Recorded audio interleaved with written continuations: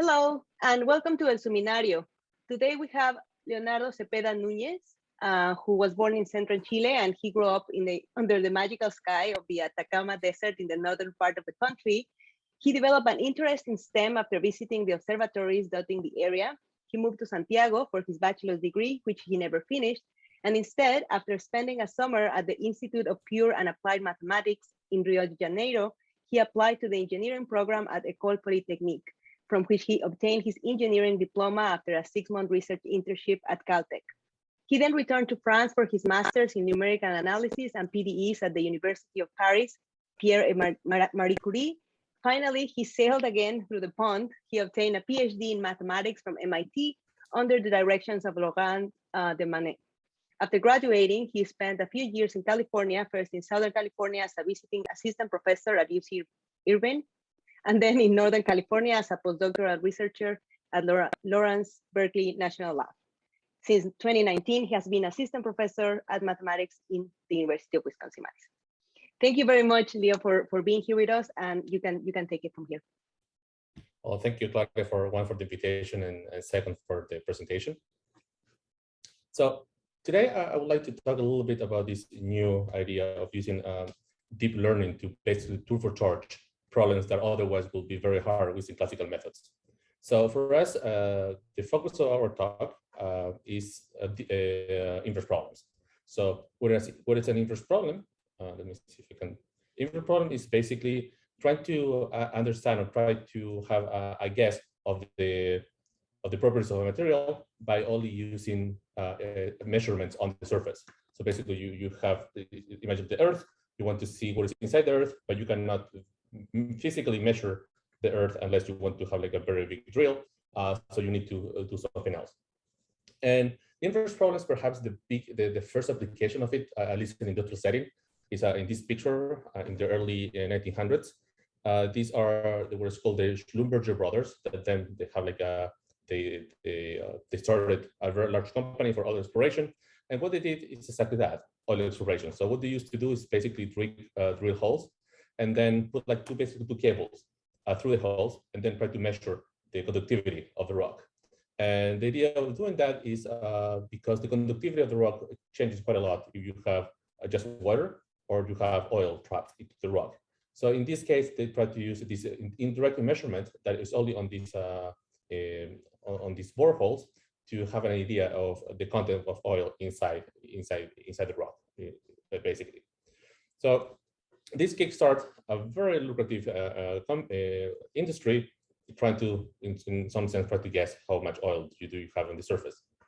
Now, there's basically two main types of inverse problems. So you have inverse problems that are based on what's called elliptic problems. So, like for example, conductivity, something that is very localized, and then you have what is called inverse, like wave-based inverse problem. So in this case, the physics that underneath the inverse problems is wave-based, and this is very useful, mostly because the wave propagations have like this characteristic that is called the propagation of singularities. So in a nutshell, information can travel very long distances without with very little distortion. So for example, well, you can see me because the light comes from you, from my face, bounce off my face to you, well, through the camera that still uses waves. So the idea is like this information travels a long time, like a lot of very long distances. And this has been useful in not only industrial settings. For example, you have here, this is an image of this surface I think is in offshore Angola. So you can see, for example, you have the water here, and these things are called salt bodies, in which used to be like a very old sea that somehow got trapped into the subsurface. And normally people look for these kind of crevices here, in which normally you can find all deposits. And that's not only industrial, it's always also allow us to understand our planet much better. So this is what is called the snowness map of the Earth. And you can see, for example, in the Ring of Fire, when a lot of earthquake and volcano eruption happen, you can see there is a correlation with this change in the slowness, so change of the wave speed of the Earth. So the main point of this slide is to tell that inverse problems actually have two sides of the coin. One, they can bring you a lot of scientific understanding of things that we cannot we cannot measure directly. And the second one is that it's very useful for industrial settings. But in this case, for inverse problem based in waves, what we really care is about the resolution. So for example, you have here, this is Tenerife, seen as a synthetic aperture radar from a satellite accredited to NASA. And here, for example, you have some crystallography of a cell. So what we want to here is basically have as many details as possible. So what we're really seeking for wave-based inverse problems is not only to know what it is, but actually to have as many details as possible. Why? Because those details help us to make decisions. For example, if you go back, having a detailed analysis, I mean, a very detailed image of this subsurface here, or this part of beyond the cell body, help us to have a better understanding of the probability of oil being trapped there. And for example, this is a cell. So again, having a high resolution imaging that shows you like the little intricacies of the components helps a lot for the scientific endeavor and for applications. So what do I mean with resolution? So resolution was defined a long time ago, but it was usually called the Rayleigh criterion. So basically tell us if you have two dots and you observe them as a frequency lambda, how far they have to be in such a way that you can recognize they're actually two independent dots. So this is what's normally called the resolution limit. So here, I mean, it's very hard to say if this is like 2 or 1 dot, whereas here it's pretty easy to say. So this classically is being seen as the wavelength of this wave. So basically, how many cycles do you have in some direction? D is normally what's called the aperture, and theta here is the minimum angle in which you can distinguish two dots. So this simple equation tells us basically two things. So the higher the frequency, the better resolution you can have, because basically you're reducing this lambda. And the bigger the D that is called aperture, the better resolution you can have. So this has basically been used over and over in different settings. So for example, synthetic aperture radar, what it aims to do is to increase D by basically having a much bigger sampling distance between different observations.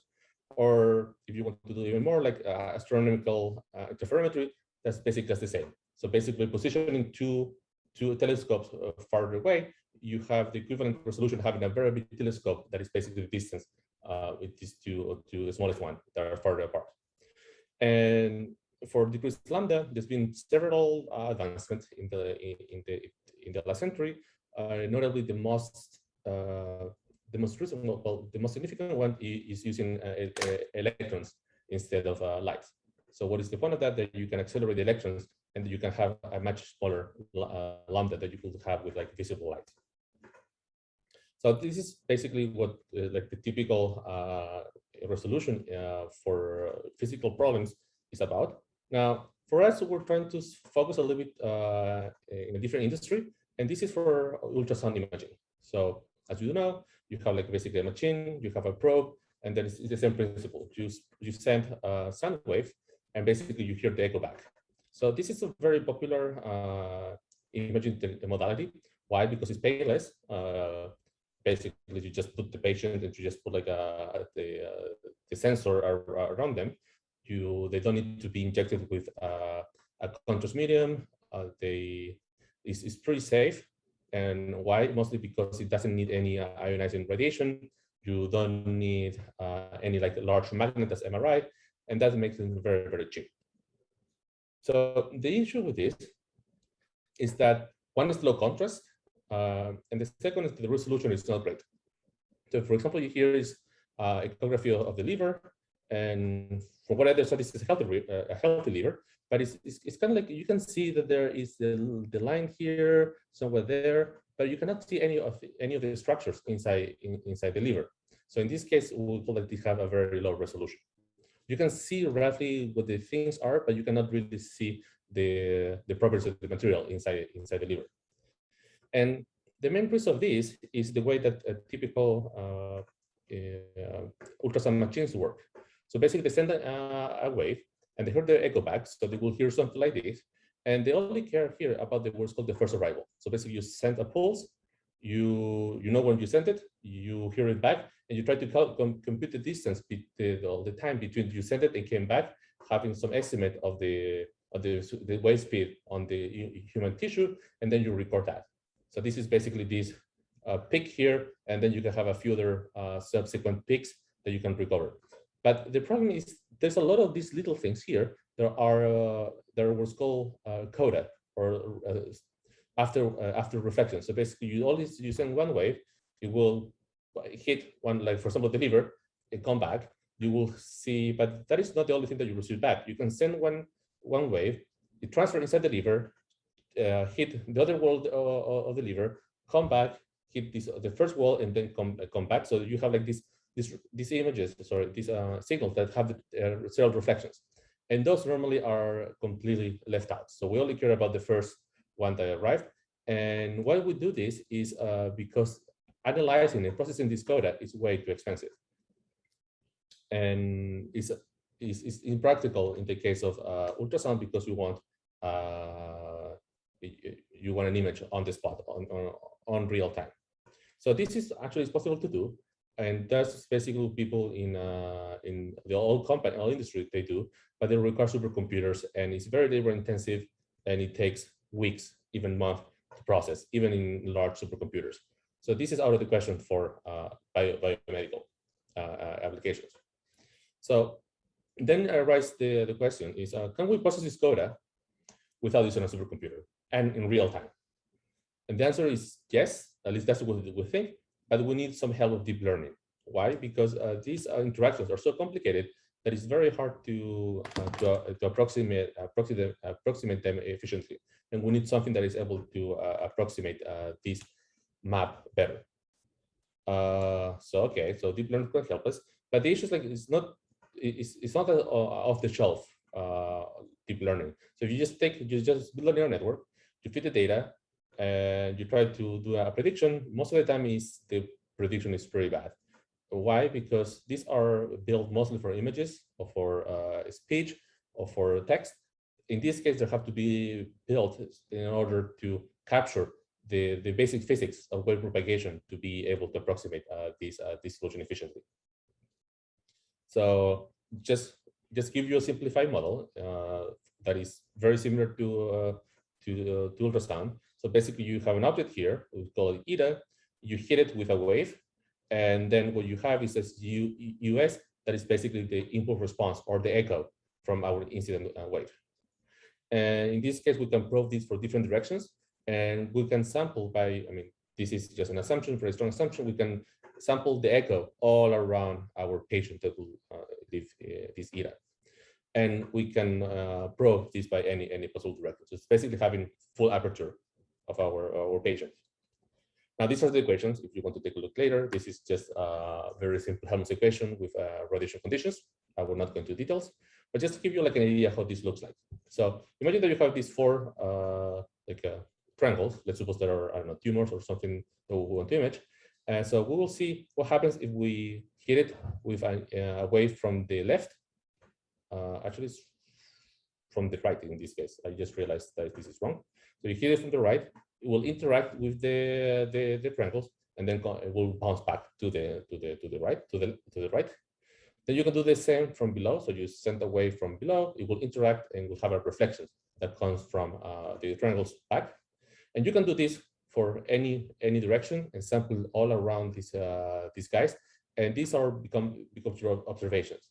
So for every column here, you have an incoming direction, and every row measures what is the response or what is the echo all around this object. So basically, we want to know is how we go from observations to this medium that a priori we don't know. So there's a few different ways to do this. You can do optimization-based methods. You can do synthetic methods. I will just show you, for the sake of the time, we'll just show you what we did. So this is a neural network. It looks weird, but I just want to show you how it actually works. So, for example, you have these two things, two triangles that they overlap a little bit, and we will try to compare neural networks. That is basically what we presented here, and this very classical method and very expensive that is called full waveform inversion. So in a nutshell, what this does is try to use a PD constraint optimization. So basically try to simulate the guess inside the computer and see if they match the reality. If they don't, it will update the guess, run a simulation that is very expensive inside the computer, try to see if they match. If they don't, they continue, and so on. So this is basically doing a lot of these synthetic propagations inside a computer and check that the misfit decreases. Now, if you do this, you will realize that our network is able to capture fairly well this little inclusion in the middle. Is very sharp, it's relatively sharp the edges, whereas this much more expensive method, it kind of like shrinks the medium, and the resolution is not the best when you have the overlap. Now, the main idea of this, besides having like this better resolution, is the timing. So this, for the inference, takes a fraction of a second, whereas if you want to run this in a pretty decent computer, like 32 cores and so on, it takes you basically 3 minutes. So this is basically almost 4 orders of magnitude faster. And this is what you're looking for. Now, you can try to do this with a few different things. So, for example, this is the wavelength. So this is will limit the resolution. And you can see if you have these kind of little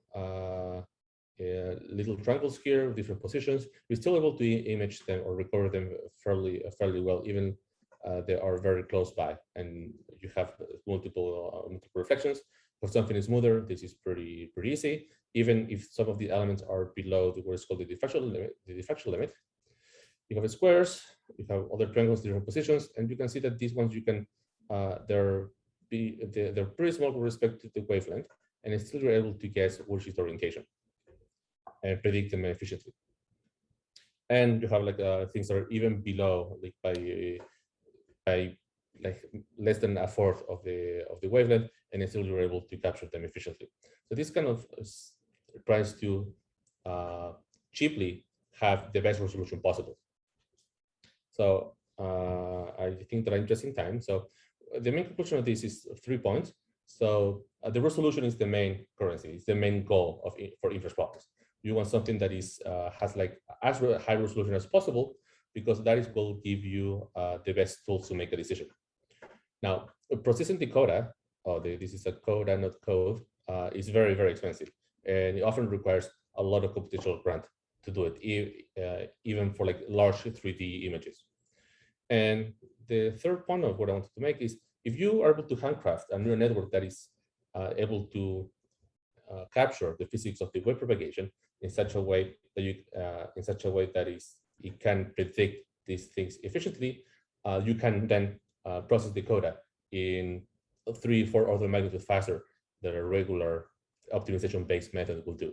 And this opens the possibility to have this type of networks to be deployed, hopefully in a nearby future, in medical devices, which will make not only ultrasound cheap and safe, but it will make it very high resolution. So, and it can be used for